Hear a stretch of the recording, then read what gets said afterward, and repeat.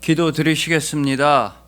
우리를 먼저 찾아와 주시고 항상 우리와 함께하여 주시는 주님, 오늘은 그냥 무덥고 습하고 힘든 여름날이 아니라 오늘도 예수 그리스도의 계절입니다. 오늘은 그냥 포기하고 넘어지고 좌절하는 날이 아니라 오늘도 예수 그리스도의 순간입니다. 바로 오늘 우리를 예배자로 세워주시니 참으로 감사합니다. 오직 예배만이 우리의 참된 승리입니다. 우리가 평생토록 영원토록 듣고 전하고 사랑하는 그 이름, 우리 주님 예수 그리스도의 이름으로 기도합니다. 아멘. 자, 오늘은 우리가 들었음이니라 라는 말씀으로 주님의 은혜를 함께 나누도록 하시겠습니다. 여러분, 이런 러시아 사람의 인생 이야기가 있습니다. 이 사람은 자기가 아주 어린 아이였을 때 엄마가 결핵으로 사망해서 그게 마음에 큰 상처가 되었고 아픔이 되었고, 또 좀 컸는데 원래 지주였던 아버지가 농노들한테 원한을 사서 그 농노들이 아버지를 살해하는 장면을 자기 두 눈으로 직접 목격하면서 그게 평생토록 마음의 질병이 된 그런 사람이 있습니다. 이 사람은 청년이 돼서 러시아 공병대에 자원 입대하게 됩니다. 러시아를 지키는 군인이 되겠다고 했습니다. 그러다가 얼마 뒤에 사회주의 혁명을 한다고 혁명운동에 가담했다가 붙잡혀서 총살형을 언도받습니다. 그래서 총살당하는 날짜가 돼서 이 군인이 총만 땅 쏘면 되는데 총을 쏘기 직전에 러시아 황제로부터 특명이 내려와서 죽이지 말아라, 살려주라는 명령이 내려와서 죽기 직전에, 총 맞기 직전에 살아나게 됩니다. 근데 그렇다고 무죄 방면된 건 아니고 죽음보다 더 고통스럽다고 하는 시베리아 수용소로 보내지게 된 겁니다. 그렇게 기차를 타고 시베리아 수용소로 끌려가다가 그 기차가 잠시 정차했을 때 그 정차역에 올라탄 독일 여성이 있었는데, 그 독일 여성이 이 사람한테 신약 성경을 한 권 읽어보라고 건네준 겁니다. 그래서 그 신약 성경을 가지고 시베리아 수용소 끔찍한 생활을 하면서 틈틈이 신약 성경을 읽게 되었고, 그 결과 예수님을 믿게 되었다는 겁니다. 그 다음에 수용소에서 풀려나서 본격적으로 작가로 활동하고 카라마조프가의 형제들, 죄와 벌 같은 소설을 남겼으니 바로 도스토예프스키의 인생 이야기라는 겁니다. 그러면 이 사람의 인생 이야기를 듣고 당연히 이렇게 생각하실 수도 있습니다. 그 어쩌다 우연히 운으로 일어난 일이지. 총살당하기 직전에 황제가 구해주고 타이밍이 좋았네, 운이 좋았네 라고 말씀하실 수 있습니다. 하필이면 열차가 그 역에 쓰고, 하필이면 신약 성경을 들고 있던 독일 여성이 타고, 하필이면 옆자리 근처에 앉았다가 신약 성경 주고, 다 그거 어쩌다가 우연히 운으로 일어난 일이겠네 라고 말씀하실 수도 있습니다. 그리고 그 말이 맞을 수도 있습니다. 하지만 여러분, 다른 모든 것이 다 우연이고 운이라고 할지라도 예수님을 믿게 된 것만큼은 절대 우연이 아니라는 겁니다. 운으로서 또는 실수로서 잘못해서 예수님을 믿을 수 있는 사람 아무도 없습니다. 더 나아가서 우리 중에 그 누구도 나의 지식으로서, 내가 무슨 진리를 깨우쳐서 나의 힘으로써, 나의 깨달음으로, 나의 능력으로서 예수님을 믿게 된 사람 또한 아무도 없습니다. 예수님을 믿게 된 것은 오로지 주님의 은혜입니다. 이 귀한 믿음이라는 건 오직 주님께서 은혜로서, 은혜의 선물로 우리에게 주셨기 때문에 우리가 예수님을 믿게 되고 구원받았음을 감사함으로 고백할 수 있게 된 것입니다. 그러면 이 관점에서, 이 믿음이라는 관점에서 이 사람의 인생을 다시 한번 돌아볼 수가 있다는 겁니다. 믿음이 이 사람 인생의 도착지가 아니라 믿음을 시작점으로 해서 이 사람의 인생을 다시 우리가 해석해 볼 수가 있습니다. 믿음의 관점으로 본다면 총살당하기 직전에 살아난 것 주님의 은혜입니다. 하필이면 열차가 그 역에 쓴 것 주님의 은혜이며, 하필이면 독일 여성을 만났는데 그 여성이 신약 성경 준 것 모두 다 주님의 은혜라는 겁니다. 즉 우리 삶에 있어서 일어난 모든 좋은 일들은 다 주님의 은혜입니다. 하지만 여기서 멈춘다면 그건 반쪽짜리 은혜가 됩니다. 그러니까 총살 당하기 직전에 총살을 면한 것, 신약 성경을 받은 것, 그런 것들만 은혜가 아니라 내 삶에 있어서 내 생각에는 가슴 아픈 일들, 원치 않았던 일들, 슬픈 일들, 나를 힘들게 한 일들 모두가 주님의 은혜라는 것입니다. 믿음의 관점에서 보자면 우리 삶에 있어서 단 1초도 주님의 은혜가 아닌 시간은 없었으며, 믿음의 관점으로 보면 우리 삶에 있어서 주님의 은혜가 아니었던 장면은 단 한순간도 없는 것입니다. 우리 삶은 전부 다 주님의 은혜, 오직 은혜로 이루어졌습니다. 그렇게 은혜로서 믿음의 선물을 받은 우리는 그럼 어떻게 해야 합니까? 주님의 그 은혜에 민감하게 반응할 줄 알아야 합니다. 주신 은혜에 감사하여서 세상과 사람들을 향해 복음을 들고 도전해야 하며, 믿음의 결단, 믿음의 행동, 믿음의 실천으로 주님 앞으로 나아가야 하는 것입니다. 바로 오늘 본문의 기생 라합이 믿음으로 결단을 내리고 믿음으로 행동한 사람이었습니다. 라합은 하나님에 관한 소식을 듣고서 듣는 데서 멈추질 않았습니다. 이스라엘 백성들의 정탐꾼을 숨겨주기도 하고 또한 여러 가지 믿음의 결단을 했기 때문에 라합은 하나님께서 이루어 가시는 구원의 이야기, 능력의 스토리에 있어서 주요한 등장인물이 될 수 있었고 핵심 인물이 될 수가 있었던 것입니다. 마찬가지로 우리 또한 지금 시작해야 합니다. 우리 역시도 이제 믿음의 결단과 믿음의 순종으로 도전해야 할 시간이 찾아왔습니다. 우리에게 은혜로서 믿음을 선물해 주셨으니 그 은혜에 감사하여서 이제는 우리 삶 전체가 예수 그리스도의 사랑의 이야기로 변해야만 하는 날이 바로 오늘인 것입니다. 그래서 오늘은 오늘 본문 말씀을 통해서 주님의 말씀을 잘 듣고, 그럼으로써 주님의 마음을 잘 알고, 그럼으로써 주님의 사랑을 잘 실천하는 우리 모두가 되기를 소망해 봅니다. 사망 권세마저 승리하신 부활의 왕, 우리 주님 예수 그리스도께서 온 세상을 구원해 나가시는 그 사랑의 이야기에 기꺼이 감사함으로 동참하시는 여러분들을 주님의 이름으로 축복합니다.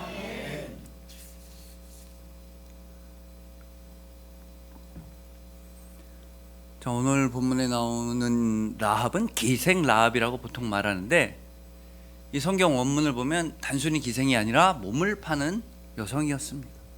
근데 오늘 본문 당시 여리고성 근처에 몸을 파는 여성은 두 종류가 있었는데, 첫째는 커데샤라고 해서 이 음란한 우상 숭배를 하는 신전에서 일하는 여성들이었습니다. 그러니까 이 여성들은 여성 사제, 여성 제사장, 이런 대우를 받았습니다. 그래서 이 여성들은 처지가 아주 나쁘지는 않았다는 겁니다. 생활이 아주 곤란하지 않았습니다. 우상 신전이지만 신전에서 일하는 사람 정도로 대우를 받았기에 사회적 지위라든가 먹고 사는 일이 그렇게까지 힘들지는 않았다는 겁니다. 문제는 두 번째 종류의 여성, 조나라고 해서 사회의 가장 밑바닥에 있는 여성, 여리고성 거대한 상에서 가장 하층민, 몰리고 몰릴 대로 돼서 몸을 팔게 된 여성들을 조나라고 하는데, 기생 라합이 바로 그런 여성이었던 거예요. 그러니까 동네에서 누가 좋아하겠습니까? 오늘 모든 사람들이 멸시하고 욕하고 나가라고 하고 천대하고 다 싫어했습니다. 기생 라합의 인생 전체가 다 그냥 돈에 의해서 휘둘리고, 나쁜 남자들의 욕망에 의해서 휘둘리고, 권력자들에 의해서 고통받는 아주 여리고성 전체 중에서도 제일 하층민 중에 하층민이 기생 라합이었습니다. 그래서 여러분, 이스라엘의 정탐꾼들이 이 라합의 집으로 숨어 들어간 건 매우 타당하고 자연스러운 일이었다는 겁니다. 왜냐하면 아무도 의심하지 않으니까, 낯선 남자들이 들락날락해도 의심하지 않는 집, 수상한 남자들이 왔다 갔다 해도 요새식으로 말하면 신고하지 않는 집, 의심하지 않는 집이 기생 라합의 집이었기 때문에 정탐꾼들은 자연히 그곳으로 숨어 들어간 겁니다. 정탐꾼들의 행동은 매우 자연스러운데 아주 부자연스러운 행동 하나가 나오게 됩니다. 그게 바로 기생 라합의 행동입니다. 이스라엘 정탐꾼들 지켜준 겁니다. 여리고성의 왕의 신하들이 와서 이 성에 수상한 사람들이 숨어 들어왔다는데 뭐 들은 거 없냐 본 거 없냐 그랬을 때 라합은 모르겠는데요, 나간 것 같은데요, 성 밖으로 나간 것 같은데 빨리 쫓아가 보시죠. 이렇게 이스라엘 백성의 정탐꾼들을 보호해 줬습니다. 이건 사실 있을 수가 없는 일입니다. 여리고성에서 제일 하층민, 제일 밑바닥 인생, 원래대로라고 하면 왕의 신하들이 찾아왔을 때 벌벌 떨면서 살려주십시오, 제가 일부러 그런 게 아닙니다, 이 사람들 저기 숨었습니다, 빨리 잡아가세요, 제발 저 좀 살려주세요 빌고 또 빌었어야 되는데 라합은 그러지 않았습니다. 오히려 어찌 보면 무엄하게도 왕의 명령을 거부한 겁니다. 왕의 말을 듣지 않았습니다. 더 나아가서 이스라엘 백성들의 보호자가 되겠다고 한 겁니다. 그들의 생명을 지켜주는 일을 하겠다고 결단을 내린 겁니다. 그리고 중요한 사실은 기생 라합의 이 결단은 라합의 인생에 있어서 처음으로 순전히 자신의 의지를 가지고서 내린 자유로운 최초의 결정이었다는 겁니다. 그 전까지만 해도 라합은 기생이었기 때문에 돈에 의해 이리저리 흔들리는 그런 인생을 살아왔습니다. 나쁜 남자들에 의해 고통당하고 멸시당하는 인생을 살아왔으며 권력자들에 의해 짓눌리는 인생을 살아왔습니다. 자신에 있어서 중요한 일에 관해 자신의 의지로서 결정을 내린 적이 단 한 번도 없었을 것입니다. 하지만 인생에서 최초로 자신의 의지를 가지고 자유로운 결정을 내렸으니 이스라엘 백성의 정탐꾼들을 보호해 주기로 한 겁니다. 자기 코가 석자인데도 다른 사람들의 생명을 지켜주고 하나님의 백성들의 보호자가 되기로 결단을 내렸던 것입니다. 그러면 라합이 어떻게 해서 이런 결단을 내릴 수 있었느냐?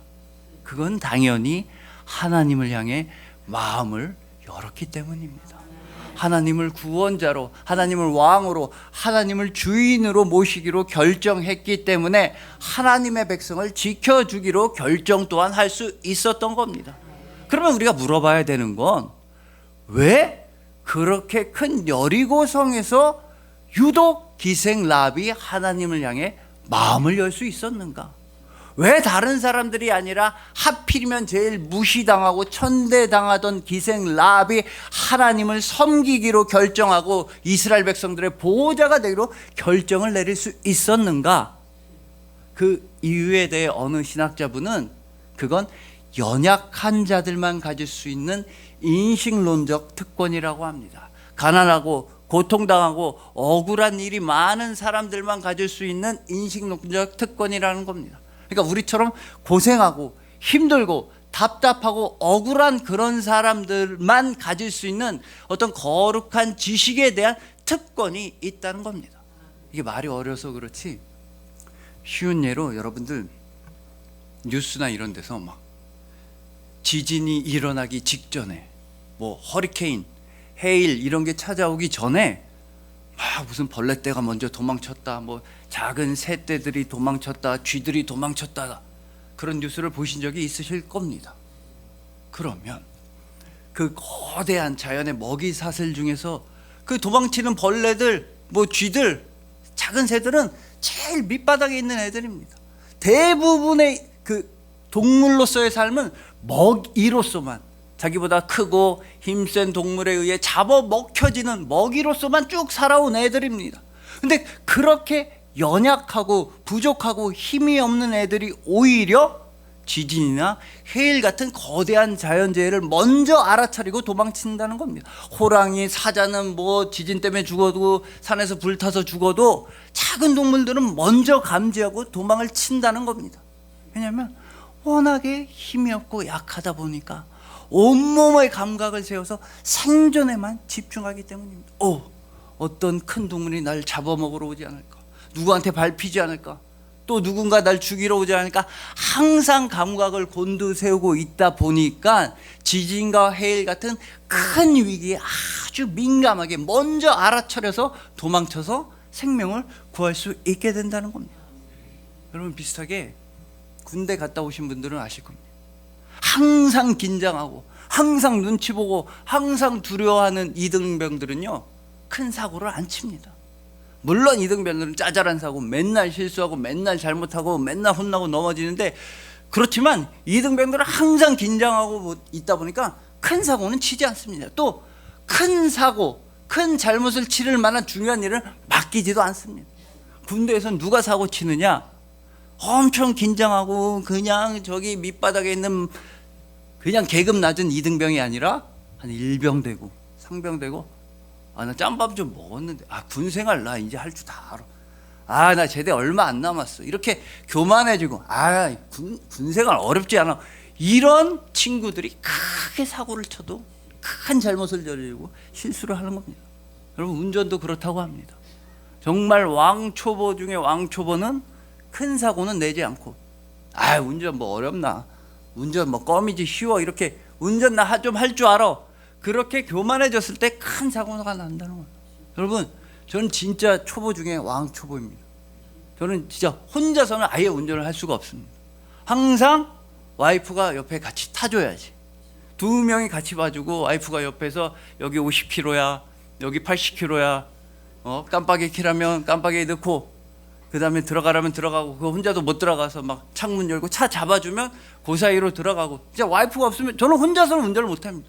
그러니까 같이 어느 순간 천국에 도착해 있어도 억울하지 않은 그런 사랑하는 사이, 와이프가 없으면 운전을 못하는 겁니다. 그리고 저는 뭐 제가 아는 길 운전도 저희 집에서 처갓집으로 가는 그 길 하나밖에 모릅니다. 다른 데는 운전 못합니다. 근데 그 처갓집 가는 길도 여기는 무슨 IC니까 이쯤 되면 빠져야지, 뭐 무슨 인터체인지, 무슨 톨게이트, 이렇게 뭘 제대로 길을 알고 가는 게 아닙니다. 기계처럼 여기서는 한 칸 오른쪽으로 가고, 오락하는 것도 아닌데 여기서는 들어가고, 여기서는 너무 빨리 브레이크 밟으면 안 되고, 여기는 그냥 기계처럼 하는 거예요. 그래서 사실상 저희 집에서 처갓집으로 가는 자율주행 기능인데 사람인 척하고 운전을 하고 있는 겁니다. 그냥 기계처럼 하는 겁니다. 그 대신 제가 지금보다 더 완전 왕초보일 때, 그때는 큰 사고가 날 것 같지는 않아요. 막 30km, 20km 가는데 뭔 큰 사고가 나겠습니까? 다른 차들이 와서 덮치면 큰 사고가 나겠지만, 저는 제가 후진을 하고 있는 줄 알았습니다. 길에 가고 있는데 저는 가만히 가는데 다른 차들이 다 앞으로 가는 겁니다. 양옆에 차들 다 앞으로 가는 거예요. 후진을 하나.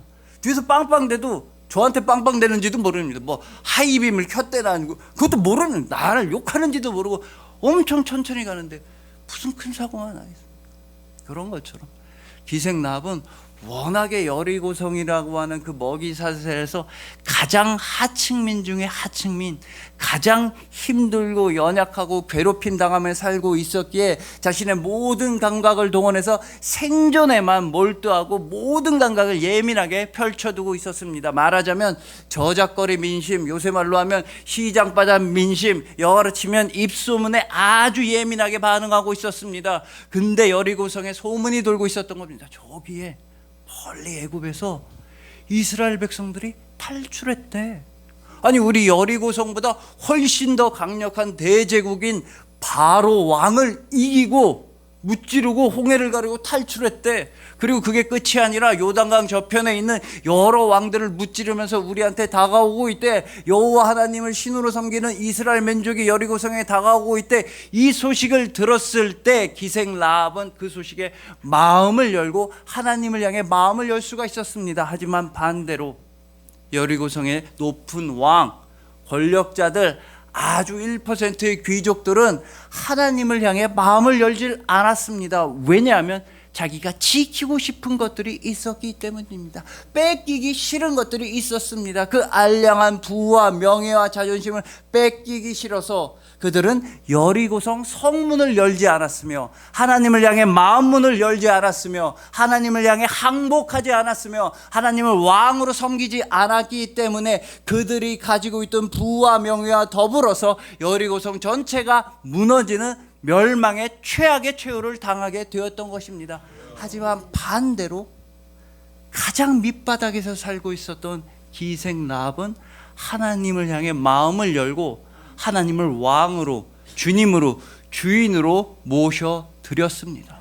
그렇게 하나님을 주인으로 모시게 되자 오히려 역설적으로 라합은 자기 인생에서 최초로 자유롭게 되었습니다.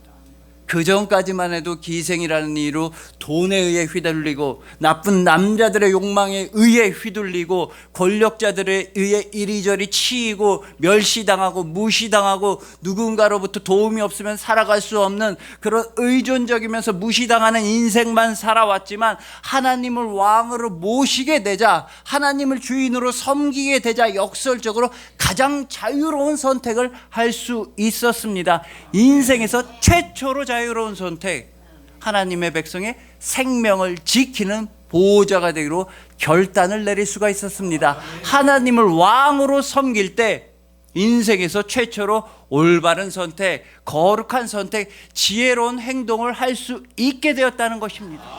그리고 라합이 하나님을 향해 마음문을 열 수 있었던 이유 또한 하나님께서 먼저 라합에게 다가와 주셨기 때문입니다. 하나님께서 먼저 당신이 어떤 분이신지를 라합에게 들려주셨기 때문입니다. 하나님이 이처럼 당신 자신을 스스로 나타내신다. 이거 뭐 어려운 한자어로 계시라고도 하는데, 하나님께서는 하나님이 어떤 분이신지를 기생 라합한테 오늘 보면 10절에서 이렇게 나타내 주셨습니다. 너희가 요단 저쪽에 있는 아모리 사람의 두 왕 시온과 옥에게 행한 일, 곧 그들을 전멸시킨 일을 우리가 들었음이니라. 여러분, 라합은 분명히 소식을 들었다는 겁니다. 아하, 이스라엘이라는 민족이 그 대제국 바로 왕을 이겼다더라 라는 소식을 듣게 되었습니다. 이스라엘 민족이, 하나님을 섬기는 민족이 요단 저쪽에 있는 두 명의 왕을 승리하고 전멸시켰다더라 라는 소식을 듣게 되었습니다. 그러니까 라합은 결단을 내릴 수 있었던 겁니다. 아, 그러면 진짜 왕은 하나님이시구나. 바로 왕도 이기고 세상에 이런저런 왕을 다 이긴 걸 보니까 하나님이 진짜 왕이구나. 내가 이 여리고 성의 왕 따위를 두려워할 이유가 없다. 여리고 성의 권력자들을 무서워할 이유가 없다. 하나님이 왕이시니까 하나님을 향해 순종하고 헌신하면 하나님이 나와 내 가족들을 구원해 주시겠구나 라는 하나님을 향한 믿음이 있었기 때문에 결단의 행동을 할 수가 있었던 것입니다.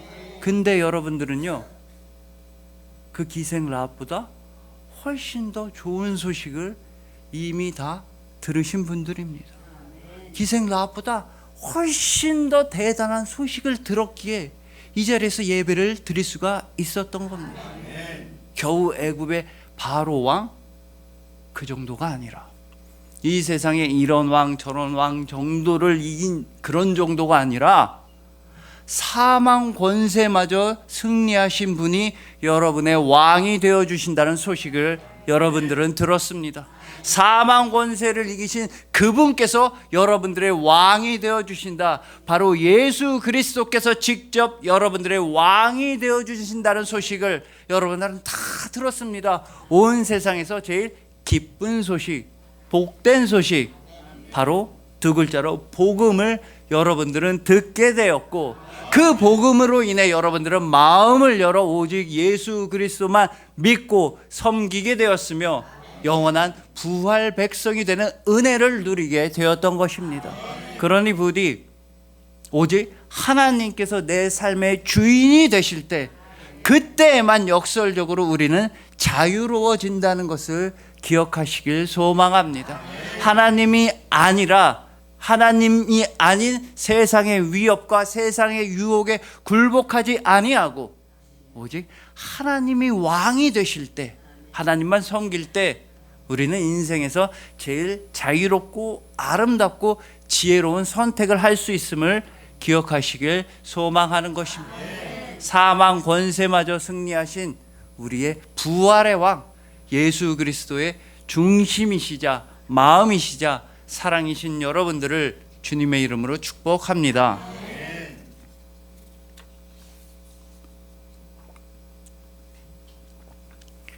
다음으로 본문 12절 13절을 보시면 이 기생 라합은 이스라엘의 정탐꾼들한테 너무 대놓고 너무 당당하게 요구를 하고 있습니다.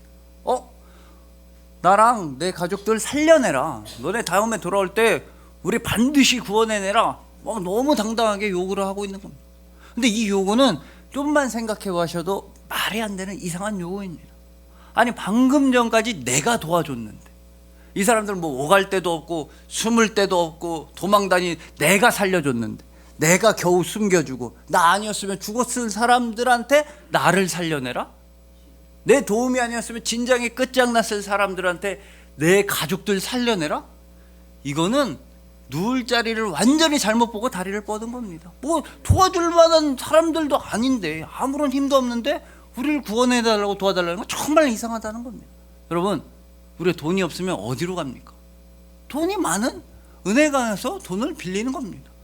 내가 돈이 없는데 나보다 훨씬 더 돈이 없고 가난한 친구한테 돈 빌려달라고 하는 사람, 그런 서로 싸우자는 말밖에 안 되는 겁니다. 돈이 없으면 돈이 많은 은행에 가서 빌리는데, 아니 기생 라합은 내가 방금 전에 도와줬는데 내 도움이 없었으면 죽었을 사람들한테 나와 내 가족들을 살려내라고, 그것도 너무나 당연한 듯이 너무나 당당하게 요구를 하고 있는 겁니다. 왜냐하면 라합은 알았기 때문입니다. 이 하나님의 백성들이야말로 내가 누울 자리다. 쉽게 말해 이 사람들은 정말 믿을 만한 구석이 된다는 걸 알았기 때문에 당당하게 구원해내라고 요구를 할 수 있었던 겁니다. 여러분 요새는 많이 없어진 것 같은데 제가 어렸을 때만 해도 동네에 깡패 형들이 되게 많았습니다.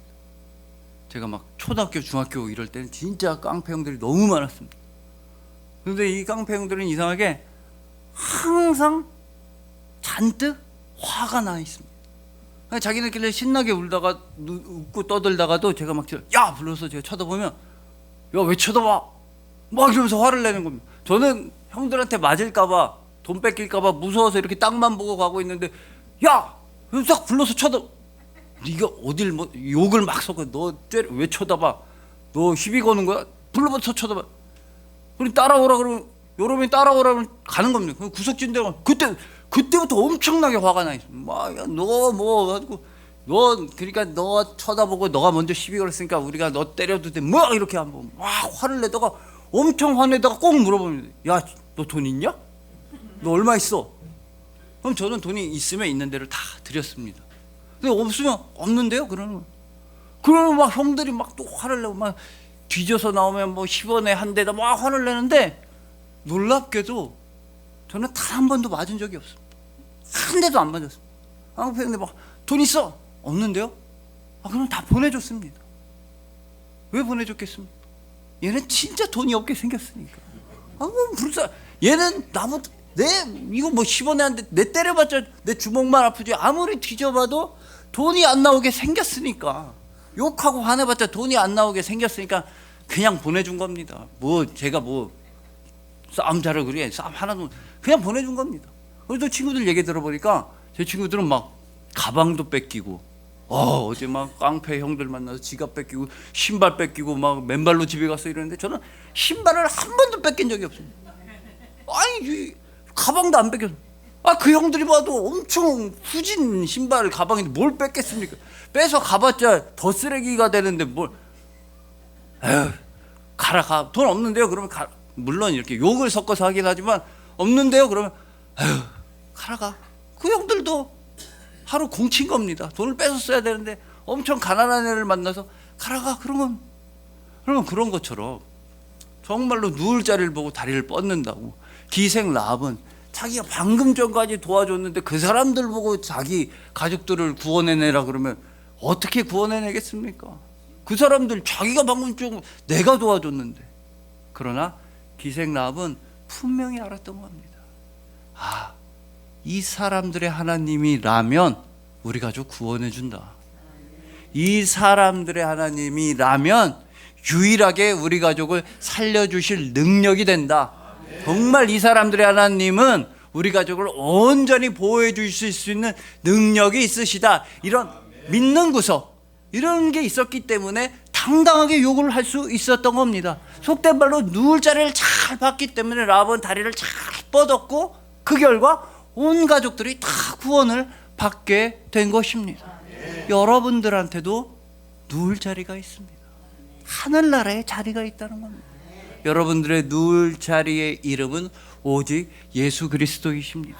예수님께서 우리 죄악을 대신해서 짊어지고 십자가에서 죽으셨기에 또 부활하셨기에 여러분들은 믿는 구석이 생긴 겁니다. 즉 그리스도 예수 안에서 여러분들은 아버지 하나님의 자녀가 되었기 때문에 때로는 당당하게 솔직하게 아버지께 기도를 해야 된다는 뜻입니다.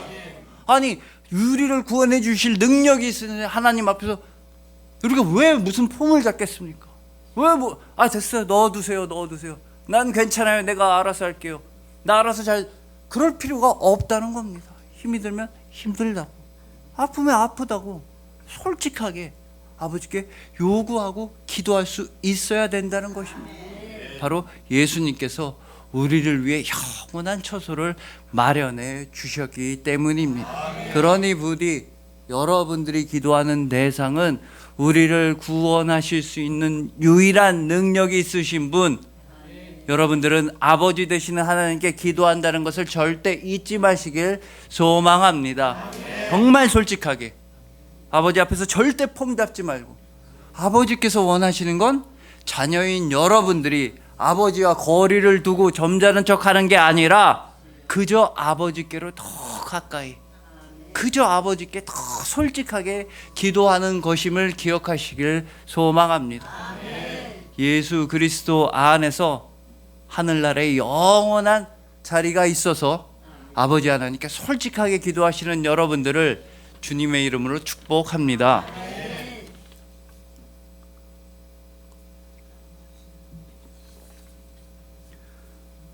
자, 이제 마지막으로 지금까지 살펴보셨다시피 이 기생 라합은 때로는 당당하게 우리 가족 살려달라 요구하기도 했으며, 또 믿음의 결단으로 과감한 행동을 해서 이스라엘 백성들을 살려주기도 했던 겁니다.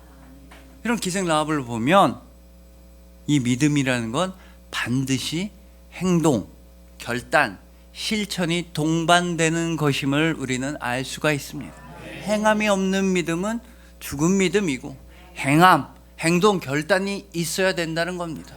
특히 세상 사람들이 보기엔 아무것도 없어 보여도 정말 천길만길 낭떠러지 같고, 사람들이 보기엔 그냥 깜깜한 암흑인 것 같아도 오직 예수님의 십자가만 바라보면서 그 천길 낭떠러지를 향해 내 삶을 온전히 내어 던지는 것, 사람들이 길이 아니라고 할지라도 십자가만 향해서 묵묵히 나아가는 것, 그게 바로 우리의 진짜 믿음인 것입니다.